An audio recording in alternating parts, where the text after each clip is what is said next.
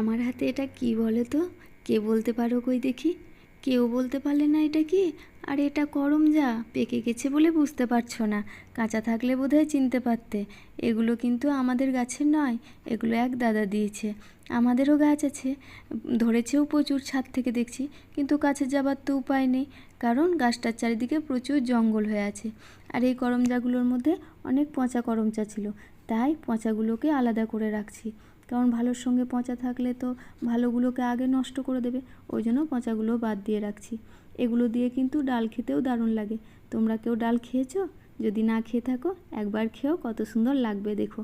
তবে আজকে কিন্তু আমি ডাল করছি না, আজকে আমি করব চাটনি, কারণ ডাল করতে তো কাঁচা করমজার দরকার পড়ে, এগুলো তো পেকে গেছে। তোমাদের কাছে যদি কাঁচা করমজা থাকে একবার ডাল খেয়ে দেখো। আর আর তার আগে আমার চ্যানেলটাকে সাবস্ক্রাইব করে রেখো, কেমন? ঠিক আছে, গুড নাইট।